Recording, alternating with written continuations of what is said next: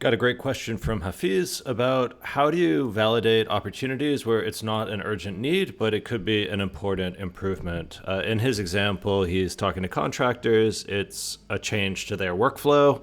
It would probably save them time. It would probably therefore save them money. But they need to change the way they do things a little bit, move away from paper and phone calls and WhatsApp onto a different software stack. So, how do you validate that?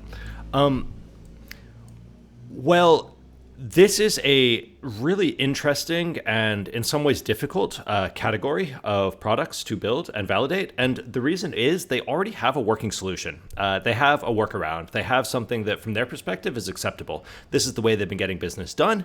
It works. It's fine, you know. And it's kind of a trap for entrepreneurs. Now, I'm not saying there's no opportunity here. There is, but like you need to be aware of the trap to navigate it properly. The trap is that we see them using spreadsheets and telephones and we go, oh, these poor cavemen, what they could do with modern tools. But there's actually ways that they use this which keeps them comfortable. Like they know it's going to work. They know they don't need to learn anything new. It's already working. It's safe. It's secure. And often these customers are fairly late adopters. They're fairly conservative. If they've used paper and pencil for this long, they're probably comfortable continuing to use that. They're not necessarily optimizers.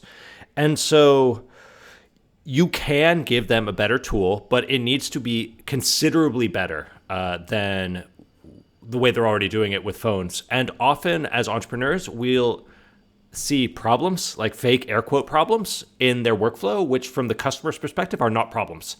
And you need to acknowledge that for them, it's very scary to move onto a new workflow.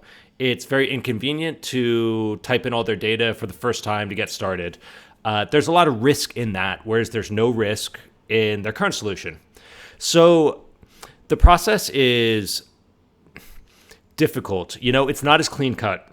If you're solving a hair on fire problem, as you put it in the email, you can get a very clear validation signal from your early conversations. People go, yes, I need this. Yes, this is costing me a fortune. Yes, we must have a solution. Yes, we're willing to do anything to implement it. You don't get those signals with these kinds of incremental improvements or changes to someone's workflow, and there's a lot of inertia against it. So it creates a situation where your solution needs to be so much better. Slightly better isn't going to cut it. 10% better isn't good enough. It needs to be way better to get them over the inertia and the safety they feel with their current workaround. How does that happen? How do you get the validation signal? To be honest, you kind of don't. It's a case where the crucial questions are going to be about the magic of the product itself. How smooth is it? How comfortable does it make them feel? How secure are they that they're doing the right thing and they aren't going to accidentally delete their data? How does it integrate with the little realities and gotchas of their day? Like if they're contractors and they're on construction sites, well, okay, what's their internet connection situation? Are you able to assume that they're always going to have a reliable situation that a normal web app would work? Or is it going to have to be offline first and then syncing, which really complicates your tech development and it can introduce all these edge case bugs. So it's a case where it's fine. There's definitely any number of success. Like Uber is the classic example of something that was built on not a hair on fire problem. People weren't that upset about cabs. Uber just made it so much better. And gradually people grudgingly, and with a great deal of marketing push, they adjusted their cab getting workflow to include Uber. But it has to be so much better. Like Uber is so much better than standing on the street in the rain. And so you need to ask yourself quite skeptically, like, am I really going to be able to make this thing so much better so that the very conservative, reluctant customers will accept the extra risk in changing their workflow?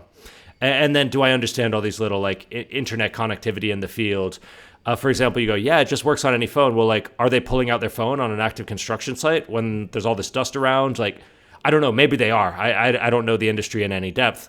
But those are the sort of little gotchas that I have seen trip up products like this. They look great on paper. They make total sense to the entrepreneur, but it's these little frictions of reality that end up causing trouble. So hopefully that's helpful. If anyone else has questions about Custev, Mom Test, or whatever else I can be helpful with, send them to me however you can find me. Thank you. Bye.